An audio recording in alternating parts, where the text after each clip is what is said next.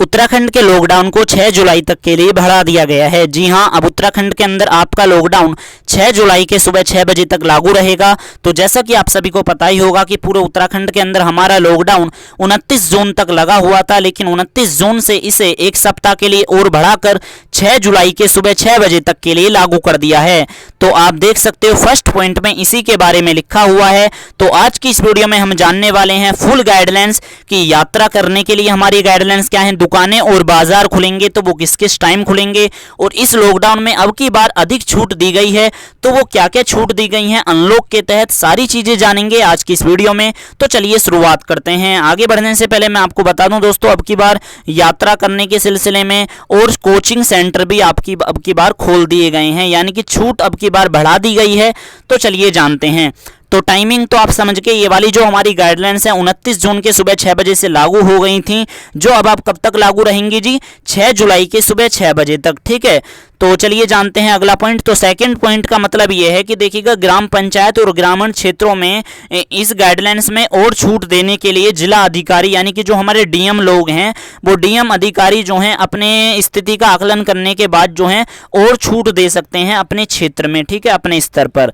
Okay जी, और देखिएगा जो लोग हमारे टीकाकरण के लिए जा रहे हैं, वैक्सीनेशन के लिए, वो अपना रजिस्ट्रेशन प्रूफ को साथ लेके टैक्सी, ऑटो रिक्शा या अपने पर्सनल अपनी गाड़ी के माध्यम से आप आवाजाही कर सकते हो, टीका वगैरह लगवाने जा सकते हो। वहीं देखिएगा बात करें, शादी समारोह में अधिकतम 50 लोग शामिल हो सकते हैं, लेकिन सभी का RT-PCR नेगेटिव टेस्ट रिपोर्ट होनी चाहिए 72 घंटे के भीतर की। और वहीं बात करें, अंतिम संस्कार में भी अधिकतम 50 लोग शामिल हो सकते हैं।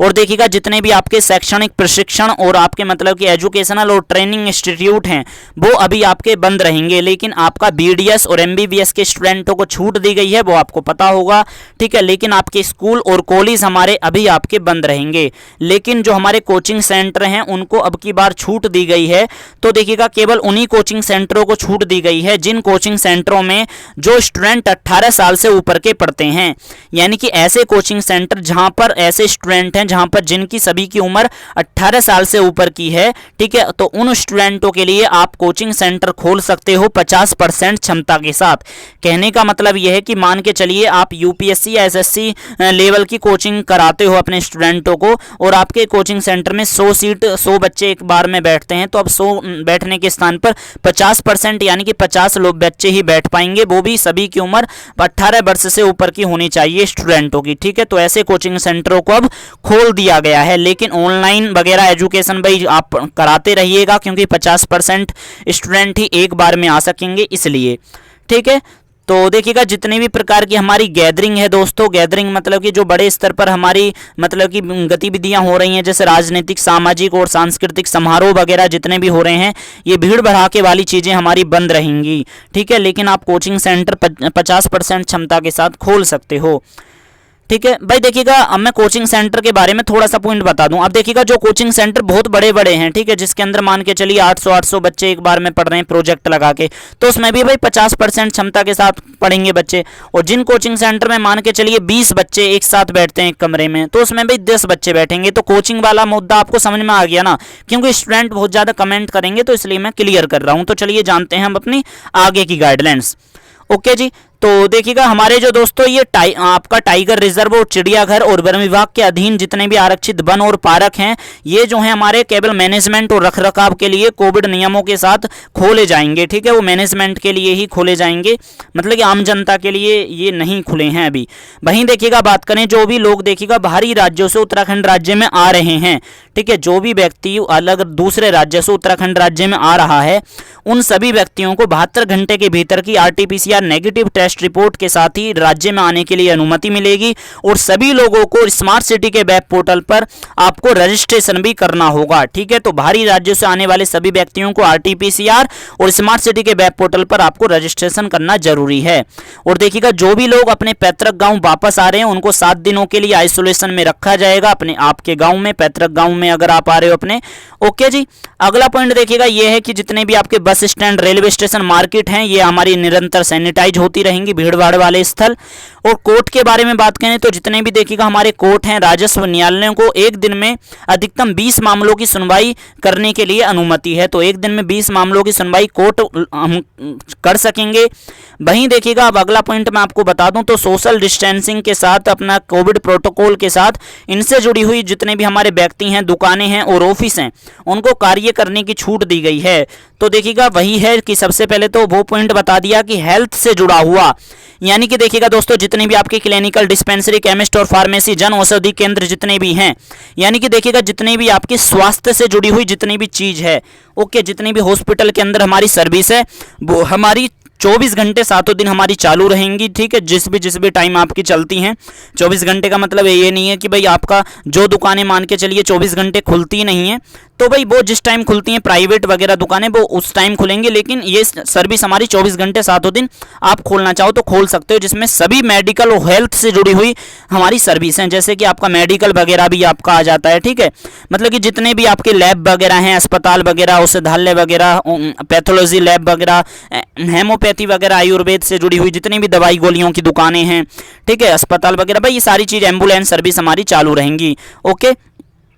ठीक है जी। तो देखिएगा अगला जो हमारा पॉइंट है वो ये है कि देखिएगा बैंक से जुड़ा हुआ, तो जो बैंक और फाइनेंशियल इंश्योरेंस कंपनियां जितनी भी हैं वो अपने टाइम के साथ बैंक वगैरह हमारे चालू रहेंगे जिस भी टाइम वो खुलते हैं, लेकिन कहा गया है ये अपने कम से कम स्टाफ के साथ मतलब कि खोले जाएंगे। ठीक है, कि बैंक के अंदर मान के चलिए कि 15 स्टाफ काम करता है, तो 15 में से भाई वो कोशिश करेंगे तो 10 या 11 लोग ही आए। तो ये है कि कम से कम मतलब कि जितना हो सके, अगर भीड़ ज़्यादा है तो भाई वो थोड़ा बढ़ाएंगे, लेकिन वो कम से कम की ही कोशिश करेंगे बैंक वगैरह। ठीक है, तो देखिएगा अगला पॉइंट ये है कि जितने भी मतलब कि आम जनता से जुड़ी हुई ये चीज़ें हैं, जैसे कि आपका डीजल, मिट्टी का तेल और रसोई का गैस, ठीक है, ये मतलब कि जो एलपीजी सिलेंडर वगैरह है, इनके ट्रांसपोर्ट और वितरण और भंडारण, ठीक है, ये पूरी तरह से तेल और गैस क्षेत्र के संबंध में ये 24 घंटे 7 दिन हमारी सर्विस चालू रहेगी, इनको छूट है पूरी तरह से। ठीक है, और राज्य स्तर पर बिजली का उत्पादन और वितरण करने वाली ये भी सर्विस हमारी चालू रहेगी। डाकघर हमारी सेवा चालू रहेगी, डाक वगैरह की, ठीक है, पोस्ट ऑफिस की, और नगर पालिका और स्थानीय निकाय स्तर पर जल और स्वच्छता से मैनेजमेंट से जुड़ा हुआ प्रबंधन क्षेत्रों का संचालन हमारा चालू रहेगा। टेलीकॉम टावरों के रखरखाव और प्रीपेड मोबाइल कनेक्शन के लिए रिचार्ज सुविधा और दूरसंचार, डीटीएच और इंटरनेट सेवाएं प्रदाता आदि जन सुविधाएं के लिए कर्मचारियों एवं उनके वाहनों के लिए आवागमन में छूट रहेगी। वहीं बात करें देखिएगा जो लोग हमारे इलेक्ट्रीशियन और प्लम्बर का काम करते हैं, यानी कि इलेक्ट्रीशियन और प्लम्बरों को कोविड प्रोटोकॉल के साथ आवाजाही में छूट दी जाएगी। जी हाँ, अब आप अपने व्यावसायिक कार्यों के लिए आप अपने ड्यूटी पर जा सकते हो। इलेक्ट्रीशियन और प्लम्बर वाले जितने भी लोग हैं उनको छूट मिलेगी। तो चलिए जानते हैं, देखिएगा जितने भी हमारे देखिएगा दोस्तों बाजार और दुकानें हैं, ठीक है, जितने भी आपके बाजार वगैरह दुकान वगैरह हैं उनको किस प्रकार से खोला जाएगा, किस किस टाइम पे, तो आप बड़े ध्यान से देखिएगा। तो देखिएगा जितने भी आपके व्यापारिक प्रतिष्ठान हैं, यानी कि जितने भी आपके देखिएगा बाजार हैं, ठीक है, बाजार के अंदर दुकानें वगैरह लगती हैं, ठीक है, छोटी हो सकती हैं और बड़ी हो सकती हैं, तो उनको बताया गया है कि जितने भी आपके प्रतिष्ठान बाजार वगैरह हैं व्यापार से जुड़े हुए, उन सभी को 29 जून, 30 जून, 1 जुलाई, 2 जुलाई, 3 जुलाई और फिर आपका 5 जुलाई, ठीक है, यानी कि मंगलवार, बुधवार, बृहस्पतिवार, शुक्रवार, शनिवार और सोमवार, ठीक है, तो ये केवल इन्हीं दिन ही खुलेंगी और सुबह 8 बजे से लेकर शाम के 7 बजे तक। ठीक है, तो ये जो बाजार हैं दोस्तों इन तारीखों को और इस दिन खुलेंगे, जो आपको डिस्प्ले पे दिख रहा होगा। और हो सकता है देखिएगा अगर डिस्प्ले पे आपको थोड़ा कम नजर आ रहा हो, आप या तो हाई स्पीड कर लीजिएगा इसकी, क्लैरिटी बढ़ा लीजिएगा वीडियो को, क्योंकि ये ऑफिशियल गाइडलाइंस हैं और इनकी पीडीएफ की जो क्लैरिटी थी वो इस प्रकार से ही थी।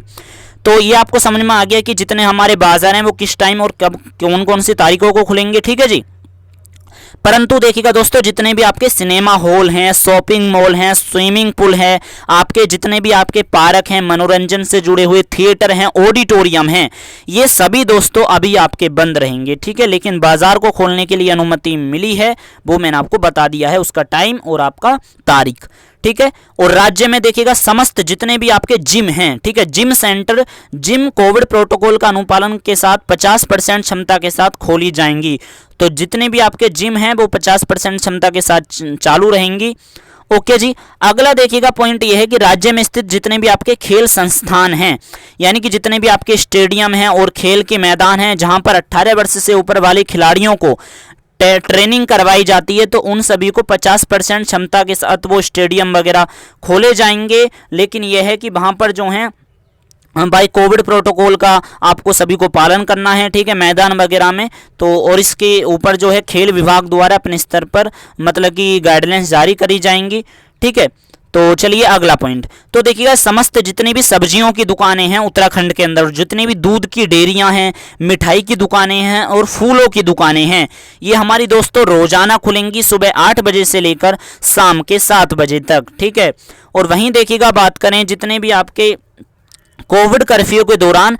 यहाँ पर बताया गया है 4 जुलाई 2021 रविवार, ठीक है, बाजार बंद रहेंगे, ठीक है। तो इस बात का ध्यान रखिएगा, जो हमारा संडे का दिन है ना दोस्तों 4 जुलाई को, उस दिन हमारे बाजार बंद रहेंगे, इस बात का विशेष कर ध्यान रखिएगा, संडे को, रविवार को, ठीक है, 4 जुलाई को। और इन दिनों में नगर निकाय और समस्त सार्वजनिक स्थल और मतलब कि वो हमारे चालू रहेंगे, जितने जैसे कि क्षेत्र, bus stand, railway station, market, मंडी, भीड़ भाड़ वाले स्थानों को निरंतर सैनिटाइज करवाया जाएगा। कहने का मतलब यह है कि संडे के दिन जो है इन चीज़ों को सैनिटाइज करवाया जाएगा, जो हमारे पूरे सप्ताह खोली जाएगी, इसलिए संडे को बाजार वगैरह हमारे बंद रहेंगे, ठीक है। लेकिन जैसे हमारा रेलवे स्टेशन जो वगैरह है भाई, वो हमारी सर्विस चालू रहेगी, ठीक है, इस बात का ध्यान रखिएगा, लेकिन उन सभी को सैनिटाइज करवाया जाएगा। परंतु यहाँ पर बताया गया है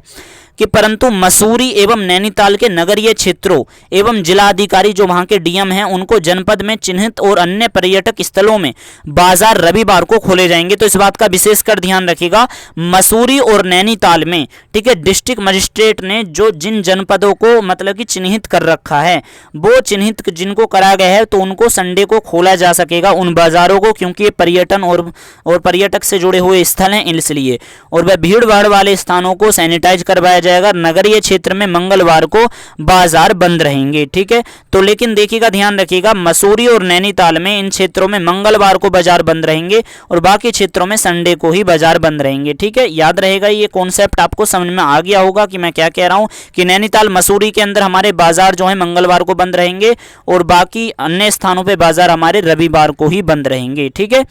ठीक है जी। तो अगला पॉइंट देखिएगा, ये है होटल और रेस्टोरेंट और जितने भी आपके भोजनालय हैं। होटल, रेस्टोरेंट और भोजनालय, ढाबे में केवल 50% क्षमता के साथ डाइनिंग की संचालन के लिए अनुमति है। कहने का मतलब यह है कि अब आप वहां पर बैठकर खाना खा सकते हो। रेस्टोरेंट, ढाबा वगैरह में, होटल वगैरह में बैठकर खाने के लिए अनुमति है। और खाद्य पदार्थ की घर पर ले जाने की व्यवस्था होम डिलीवरी के लिए प्रोत्साहित करा जाएगा, ठीक है जी। और उससे जुड़े हुए जो हमारे वाहन हैं उनको उपयोग वो लोग कर सकते हैं, यानी कि होम डिलीवरी के लिए। ओके, तो देखिएगा, नगरीय क्षेत्रों में स्थित जितने भी होटल हैं, ठीक है, जो हमारे शहरी क्षेत्र हैं, ठीक है, जो हमारे अर्बन एरिया हैं, नगरीय क्षेत्रों को में स्थित जितने भी होटल और रेस्टोरेंट हैं, जैसे कि मसूरी हो गया आपका, ठीक है, आपका नैनीताल हो गया, इन क्षेत्रों में जितने भी आपके होटल, रेस्टोरेंट, भोजनालय और ढाबे हैं, इनको रात के 10 बजे से आपका सुबह 6 बजे तक आपके बंद रहेंगे। इस बात का यहाँ पर ध्यान रखिएगा, ठीक है। यानी कि देखिएगा भी होटल, रेस्टोरेंट और जितने भी आपके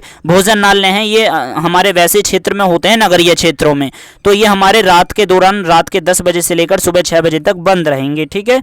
ओके, तो देखिएगा यहाँ पर बताया गया, होटलों में स्थित जितने भी कॉन्फ्रेंस हॉल हैं उनका उपयोग कोविड प्रोटोकॉल के अनुपालन के साथ 50% क्षमता के साथ किए जाने की अनुमति है। तो जितने भी देखिएगा होटल हैं जिनमें कॉन्फ्रेंस हॉल है, उनमें कोविड प्रोटोकॉल के साथ 50% क्षमता के साथ उन्हें उपयोग किया जा सकेगा।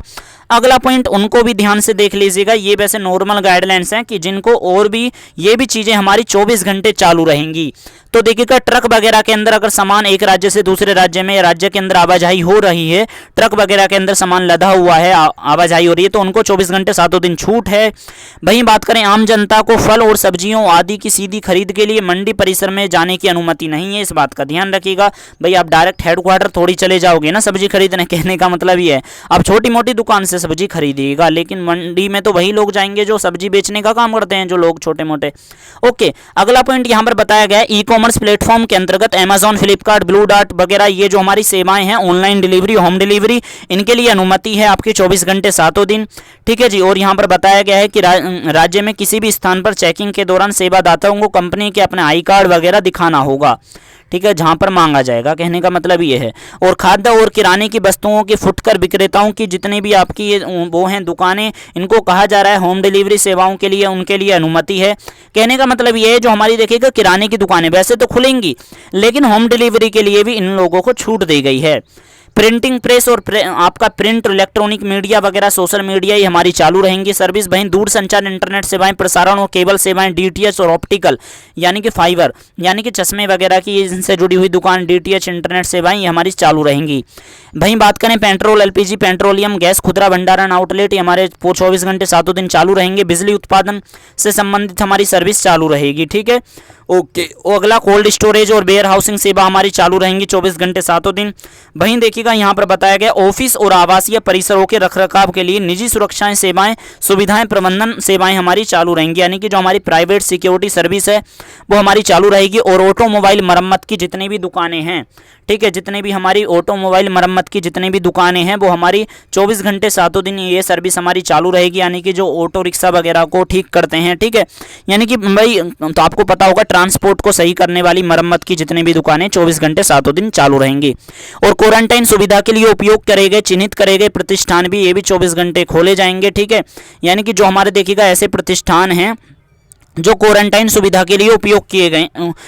किए जा रहे हैं, ठीक है, उनके अंदर लोग क्या रहेंगे, क्वारंटाइन रहेंगे, ठीक है। कोई अपने गांव से आकर क्वारंटाइन हो रहा है, कोई अपने मतलब कि शहर से आकर, दूसरे राज्य से आकर क्वारंटाइन है, तो सुविधा हमारी चालू रहेगी। अब बात करेंगे परिवहन की, तो देखिएगा वीडियो दोस्तों आपकी लंबी होगी, तो आपको मैंने पहले बताया होगा, तो वीडियो लंबी है, लेकिन आपसे कहूँगा अगर आपको ऐसा लग रहा है तो आप देखिएगा, बड़े ध्यान से वीडियो को देखिएगा और वीडियो की आप स्पीड बढ़ा सकते हो। तो देखिएगा जितनी भी परिवहन से जुड़ी हुई चीज़ें हैं उसको समझिए। तो देखिएगा जितनी भी आपके बसें हैं, यानी कि राज्य के अंदर उत्तराखंड राज्य में जितनी भी आपकी बसें हैं, पब्लिक ट्रांसपोर्ट जितना भी है, आपकी मतलब कि जितना भी पब्लिक ट्रांसपोर्ट है, ठीक है, ऐसी गाड़ियां जिनके अंदर जो पब्लिक बैठती है, आम जनता बैठती है सवारी, वो 100% क्षमता के साथ, यानी कि जितनी उसके अंदर क्षमता है कैपेसिटी बैठने की, ठीक है, उतनी क्षमता के साथ ट्रांसपोर्ट सर्विस हमारी चालू रहेगी, पब्लिक ट्रांसपोर्ट सर्विस, ठीक है। लेकिन यहाँ पर बताया गया है कि जो भी लोग, ठीक है, राज्य में आवाजाही करने के लिए ट्रांसपोर्ट का यूज करेंगे, उन सभी लोगों को यहाँ पर बताया गया है, उन यात्रियों को,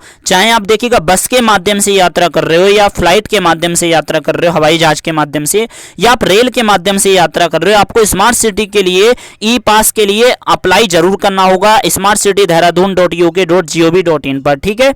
ओके जी। और बाहरी राज्यों से उत्तराखंड राज्य में आने वाले सभी व्यक्तियों को बस और कंडक्टरों के जो बस के कंडक्टर हैं और ड्राइवर हैं और हेल्पर हैं उनको भी RT-PCR कराना होगा। 72 घंटे के भीतर की नेगेटिव रिपोर्ट होनी चाहिए, तभी आपकी टेस्ट रिपोर्ट के साथ ही राज्य में अंदर आने की अनुमति दी जाएगी। वहीं देखिएगा बात करें सार्वजनिक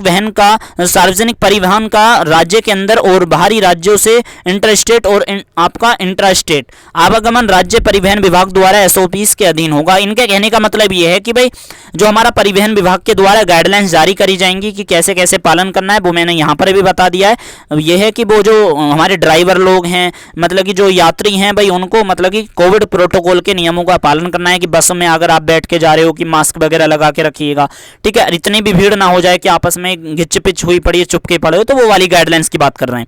अगला पॉइंट यह है कि विक्रम जितने भी ऑटो हैं, ठीक है, विक्रम और ऑटो जितने भी आपके सार्वजनिक परिवहन हैं, ये हमारे सुचारू रूप से चलाने के लिए इनकी अनुमति है, ठीक है, ये हमारी सर्विस चालू रहेगी। वहीं देखिएगा बात करें राज्य के निवासी जो गढ़वाल से कुमाऊं और कुमाऊं से गढ़वाल यूपी बॉर्डर के माध्यम से यात्रा करेंगे, उनको कोविड टेस्टिंग और आपका सर्टिफिकेट RT-PCR वगैरह कुछ भी दिखाने की जरूरत नहीं होगी। लेकिन वो व्यक्ति, परंतु उन यात्रियों को राज्य सरकार के स्मार्ट सिटी के पोर्टल पर ई पास के लिए अप्लाई जरूर करना होगा, लेकिन आपको किसी रिपोर्ट वगैरह को दिखाने की जरूरत नहीं है इन लोगों को, ठीक है, लेकिन आपको रजिस्ट्रेशन जरूर कराना होगा, ठीक है जी। ये पॉइंट आपको समझ में आ गया। तो चलिए अगला पॉइंट जानते हैं। तो देखिएगा ये रहा, तो देखिएगा अगला पॉइंट यहाँ पर बताया गया है कि देखिएगा जितने हमारी सेना में लगे हुए जो लोग हैं, ठीक है, जो सेना में लगे हुए जो लोग हैं उनको भी इसी प्रकार से कि उनको भी टेस्ट रिपोर्ट दिखाने की जरूरत नहीं है, अपना सर्टिफिकेट वगैरह के आर्मी के अंदर जितने भी लोग हैं वो अपना कोविड टेस्ट वगैरह ना भी करवाएंगे तो उनको छूट दी जाएगी, लेकिन आपको ई पास के पोर्टल पर अप्लाई जरूर करना होगा, ठीक है, जो सेना में जुड़े हुए लोग हैं। वहीं बात करें जिला देहरादून, हरिद्वार, पौड़ी, गढ़वाल, नैनीताल, उधम सिंह नगर के मैदानी क्षेत्रों से पर्वतीय क्षेत्रों में जाने वाले समस्त यात्रियों को RT-PCR वगैरह रिपोर्ट आपको दिखानी जरूरी होगी, इस बात का ध्यान रखिएगा, ठीक है। यानी कि जितने भी लोग हरिद्वार, देहरादून, पौड़ी, गढ़वाल, नैनीताल, उधम सिंह नगर के मैदानी क्षेत्रों से, आप पर्वतीय क्षेत्रों में जा रहे हो, ठीक है, मैदानी क्षेत्रों से पर्वतीय क्षेत्र में जा रहे हो तो आपको मतलब कि आरटीपीसीआर जरूर दिखाना होगा। जिले मतलब कि एक स्थान से दूसरे स्थान पे जा रहे हो उसी उत्तराखंड राज्य में, लेकिन आपको आरटीपीसीआर जरूर होना चाहिए, ठीक है, और कोविड प्रोटोकॉल का नियमों का कड़ाई से पालन किया जाएगा। अगला पॉइंट बताया गया है कि देखिएगा जनपद हरिद्वार में अस्थि विसर्जन के लिए जो भी लोग आ रहे हैं तो बाहरी राज्यों से और अपनी खुद की पर्सनल गाड़ियों से या आपके सार्वजनिक परिवहन से उनको 50% क्षमता के साथ वो अपनी बस या अपनी कार वगैरह में आ सकते हैं, बाइक वगैरह पे जिस पे भी आना चाहो अस्थि विसर्जन के लिए, लेकिन अधिकतम 4 लोग ही आए, इस बात का ध्यान रखिएगा। कहने का मतलब ये, आप देखिएगा कार के अंदर आ रही हो आप मतलब कि वो ऐसा होता है ना कि किसी की व्यक्ति की डेथ हो जाती है तो काफी ज्यादा अस्थि विसर्जन के अंदर लोग भी शामिल होते हैं, ठीक है, मतलब अस्थि विसर्जित करने के लिए जाते हैं, तो केवल 4 व्यक्ति ही जा सकते हैं, ठीक है, इस बात का ध्यान रखिएगा। ओके, ठीक है, तो उनको भी देखिएगा बताया गया है आरटीपीसीआर नेगेटिव टेस्ट रिपोर्ट होनी चाहिए उन 4 व्यक्तियों के लिए भी अस्थि विसर्जन के लिए, और आप सभी को स्मार्ट सिटी के वेब पोर्टल पर भी रजिस्ट्रेशन करना होगा। और जितने भी ट्रक वगैरह हैं उनकी 24 घंटे 7 दिन हमारी सर्विस चालू रहेगी। ओके, और जो ऐसे ट्रक वगैरह जो माल वाहक हैं, जो होलसेलर रिटेलर की दुकान और गोदाम के सामान को लोड कर रहे हैं, उतार रहे हैं, उनको भी 24 घंटे 7 दिन छूट है। और अधिकारियों और कर्मचारियों को अपने संगठन और संस्थान द्वारा जारी करा गया वैलिड आई कार्ड के साथ ही कार्यस्थल पर वापस जाने और गाइडलाइंस का पालन करने के साथ आपको 24 घंटे 7 दिन इसकी छूट दी जाएगी, ठीक है, मतलब कि आने जाने की। भाई रेलवे स्टेशन और हवाई अड्डे से एयरपोर्ट, बस और टैक्सी, ऑटो रिक्शा आदि यात्री वाहनों को वैलिड आई कार्ड दिखाकर, टिकटों को दिखाकर आवागमन की अनुमति दी जाएगी 24 घंटे 7 दिन, ठीक है जी। तो यहाँ पर बताया गया है, देख सकते हो साफ साफ कि रेलवे स्टेशन और हवाई अड्डे से जितने भी एयरपोर्ट, बस और टैक्सियों के माध्यम से जो भी लोग यात्री वाहनों के माध्यम से रेलवे स्टेशन हवाई अड्डे से आवाजाही कर रहे हैं, ठीक है, वो जरूरत पड़ेगी या तो घर जाओगे, आप एयरपोर्ट वगैरह या रेलवे स्टेशन पे जाओगे, ठीक है, उसके लिए आप बस वगैरह टैक्सी ऑटो की जरूरत पड़ेगी तो आपको टिकट वगैरह दिखाकर आपको छूट दे दी जाएगी। ओके, और देखिएगा ऑटो और टैक्सी को बताया गया है कि आप इमरजेंसी पर्पस में ही यूज करें, ठीक है। अगर इमरजेंसी पर्पस मैंने आपको बता ही दिया है कि अगर आप जा रहे हो किसी इमरजेंसी स्थिति में जो छूट दी गई है केवल उन्हीं स्थिति में आप जाओ, कहने का मतलब ये है। ओके जी, तो अगला पॉइंट बताया गया है कि अगर देखिएगा अस्पताल में कोई व्यक्ति बीमार है और उसे देखने के लिए आप जा रहे हो तो मेडिकल की पर्ची दिखाने के बाद आपको 24 घंटे 7 दिन उसके लिए आवाजाही में छूट रहेगी। उनकी देखभाल के लिए प्रिंट और इलेक्ट्रॉनिक मीडिया के जितने भी हमारे कर्मचारी हैं उसके अनुसार उनके वाहनों को भी आने जाने की छूट है, यानी कि परिवहन की गाइडलाइंस बता रहा हूँ। ओके, और कोविड प्रोटोकॉल के नियमों के तहत जो कोविड नियमों में पालन करवाने में ड्यूटी में तैनात इमरजेंसी और जरूरी सेवाओं में जितनी भी गाड़ियाँ लगी हुई हैं कोविड के साथ वो हमारी चालू रहेंगी वो सर्विस, ठीक है भाई, ये तो हमारी सर्विस चालू रहेंगी। ओके, अगला पॉइंट अब यहाँ पर ध्यान से सुनिएगा, यहाँ पर बताया गया है जितने भी देखिएगा आपकी खुद की गाड़ी है, आपकी पर्सनल खुद का आपका वाहन है, पर्सनल गाड़ी है यदि आपकी, तो उसके आवागमन के लिए 24 घंटे 7 दिन छूट है कि आप कभी भी अपनी गाड़ी वगैरह से आवाजाही कहीं पर भी कर सकते हो, ठीक है। लेकिन यह राज्य के अंदर मतलब कि पर यहाँ पर बताया गया है कि आपको उसका कारण बताना होगा कि आप जो है कहाँ पर जा रहे हो, आकस्मिक कारण, मतलब कि आपको अचानक जाने का आपका कारण क्या है, ठीक है जी। तो देखिएगा ये हमारा ऊपर नीचे हो गया है, जरा 1 मिनट रुकिएगा। हाँ, तो देखिएगा हम यहाँ पढ़ते। ओके, तो देखिएगा 16 के एफ के पॉइंट को देखिएगा दोस्तों, जितने भी कृषि से जुड़ी हुई, जितने भी पशुपालन, उद्यान और कृषि, मतलब कि जितनी भी आपकी कृषि से जुड़ी हुई चीजें हैं वो भी आपकी 24 घंटे 7 दिन चालू रहेंगी। पोल्ट्री फार्म, मत्स्य पालन वगैरह, दूध वगैरह, ठीक है, वितरण और कृषि, बागवानी, मतलब कि सर्विस हमारी दोस्तों फुल पूरी तरह से चालू रहेगी। वहीं देखिएगा बात करें 16 का जी पॉइंट देखिएगा, ये देखिएगा जितने भी सरकारी और प्राइवेट जितने भी हमारे उद्योग हैं और ऐसे इंडस्ट्रियल हमारे मतलब कि स्टेब्लिशमेंट हैं, यानी कि औद्योगिक प्रतिष्ठान और जितने भी हमारे इंडस्ट्रीज हैं, ऐसे सभी उद्योग चाहे वो प्राइवेट हों सरकारी हों 24 घंटे 7 दिन खोलने के लिए अनुमति है यहाँ पर। लेकिन बताया गया कि उद्योग और कार्यरत श्रमिकों और कर्मचारियों को उनके घरों और कार्यस्थल तक ले जाने और घर छोड़ने के लिए वाहनों की व्यवस्था उद्योग मैनेजमेंट के द्वारा की जाएगी, ठीक है। और उद्योग मैनेजमेंट के परिसर में ही या रहने की आप उन्हें अनुमति दीजिए या बसों के द्वारा आप खुद ही उनके लिए छोड़ने के लिए और लाने के लिए उनका प्रबंध करिएगा, ठीक है। ओके जी, अगला पॉइंट देखिएगा बताया गया है कि ऐसे निर्माण गतिविधियां जितनी भी हैं, निर्माण गतिविधि मतलब कि जो बिल्डिंग बनाने का काम चल रहा है, चाहे वो देखिएगा आप अपना खुद का मकान क्यों ना बना रहे हो तो वो प्राइवेट हो गया, सरकारी चीज सरकारी है, तो जितने भी निर्माण गतिविधि से संबंधित जितनी भी चीजें हैं वो भी 24 घंटे 7 दिन चालू रहेगा। यानी कि आपको पता होगा कि भाई मतलब कि बहुत सारी सर्विस है, निजी निर्माण कार्य वो हमारा रात में भी बिल्डिंग वगैरह बनाने का काम रात में भी चालू रहता है, निर्माण कार्य हमारा चालू रहेगा। लेकिन यहाँ पर बताया गया निर्माण कार्यों में जो तैनात हमारे लोग हैं, जैसे कि मजदूर लोग हैं, ठीक है, वो अगर अपने वाहन वगैरह से जा रहे हैं तो पुलिस लोग उनको सपोर्ट करें, ठीक है, उनको मतलब कि सहयोग करें, क्योंकि भाई होता क्या है, वो लोग यूं समझ लेते हैं कि हमको भी छूट नहीं है, लेकिन उन लोगों को छूट दी गई है, ठीक है, जो निर्माण कार्य में लगे हुए हैं, ठीक है, ओके। और देखिएगा यहाँ पर बताया गया है कि निर्माण कार्य में लगे लोगों को भी ठेकेदार द्वारा या ठेकेदार निर्माण कार्य में कार्यरत श्रमिकों को मतलब कि उनको कर्मचारियों को निर्माण परिसर में रहने का या तो प्रबंध किया जाएगा या वाहनों के माध्यम से आपको ले जाने की व्यवस्था और घर छोड़ने की व्यवस्था मतलब कि होनी चाहिए। और कोविड प्रोटोकॉल के साथ श्रमिकों और मजदूरों को आवाजाही में छूट दी जाएगी, मतलब कि कोविड प्रोटोकॉल के साथ आप जो है मतलब कि आप अपने उस स्थान पर भी काम कर सकते हो। वहीं बात करें भारत सरकार के, देखिएगा दोस्तों जितने भी ऑफिस हैं, जो देखिएगा जरूरी जो ऑफिस हैं, जैसे पुलिस का हो गया, फायर ब्रिगेड का हो गया, ये तो 100% क्षमता के साथ काम करेंगे। लेकिन जो ऐसे ऑफिस थे जो लॉकडाउन के दौरान बंद थे सरकार के, अब वो 50% क्षमता के साथ सभी ऐसे ऑफिस हमारे खुल जाएंगे 50% क्षमता के साथ, ठीक है, ओके जी, ठीक है। और देखिएगा राज्य सरकार, उत्तराखंड राज्य के अंतर्गत जितने भी हमारे ऑफिस हैं उसमें भी यही प्रावधान है कि जितने भी जरूरी ऑफिस हैं 100% क्षमता के साथ खुलेंगे, लेकिन ऐसे ऑफिस जो लॉकडाउन में बंद थे अब उनको 50% क्षमता के साथ खोल दिया जाएगा, ठीक है, ओके जी। और देखिएगा अगला पॉइंट यहाँ पर जो बताया गया है वो आप देख सकते हो, यहाँ पर वो नॉर्मल पॉइंट है, मतलब कि आम जनता से ज़्यादा इतना जरूरी नहीं है, वो सरकारी लोग, ड्यूटी जो अधिकारी लोग हैं उनसे जुड़ा हुआ है। तो 16 का के पॉइंट देखिएगा जो ऑफिस ऑफ द प्राइवेट और सिविल सोसाइटी सेक्टर से जुड़ा हुआ है। तो देखिएगा दोस्तों जितने भी आपके प्राइवेट और मतलब कि कंपनियों के ऑफिस हैं, ठीक है, जितने भी आपके प्राइवेट कंपनियों के ऑफिस हैं और सिविल सोसाइटी के क्षेत्र में जितने भी हमारे ऑफिस हैं उनको 50% क्षमता स्टाफ के साथ, ठीक है, 50% वर्क फोर्स के साथ काम करने की अनुमति दी जाएगी और ऐसे ऑफिसों को अपने कर्मचारियों के लिए घर से काम करने के लिए प्रोत्साहित करेंगे। कहने का मतलब यह है कि जितने भी देखिएगा आपकी प्राइवेट ऑफिस और कंपनीज वगैरह हैं, सिविल सोसाइटी से जुड़ी हुई हो चाहे वो, ठीक है, वो भी हैं, तो उन सभी स्टाफ की कंपनियों को उन अपने स्टाफ को 50% क्षमता के साथ काम करने के लिए अनुमति है। अगला पॉइंट है चार धाम यात्रा से जुड़ा हुआ। तो चार धाम यात्रा के लिए भी आप बहुत ज़्यादा जरूरी इंपॉर्टेंट है कि आप इंतजार कर रहे होगे, तो चार धाम यात्रा का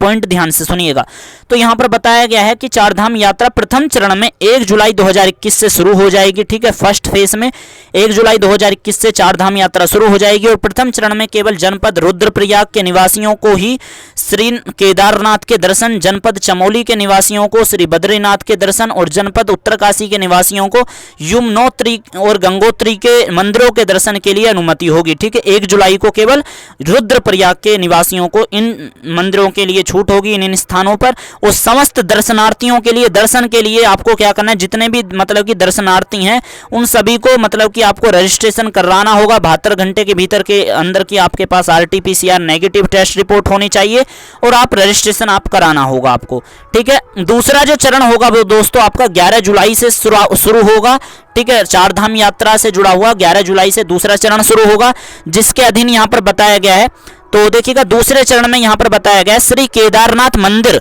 ठीक है, श्री केदारनाथ मंदिर और बद्रीनाथ मंदिर, यमुनोत्री मंदिर और गंगोत्री मंदिर के दर्शन के लिए केवल उत्तराखंड राज्य के निवासियों को ही अनुमति होगी, ठीक है। यहां पर ध्यान से सुनिएगा, यहां पर 11 जुलाई से सेकंड फेज में जिसको अनुमति दी गई है वो केवल उत्तराखंड के लोग ही केदारनाथ मंदिर, बद्रीनाथ मंदिर, यमुनोत्री मंदिर और गंगोत्री मंदिर के दर्शन कर सकेंगे, ठीक है। और समस्त दर्शनार्थियों को, इन सभी लोगों को 72 घंटे के भीतर की आपके पास RT-PCR रिपोर्ट और आपके पास रजिस्ट्रेशन होना चाहिए, ठीक है।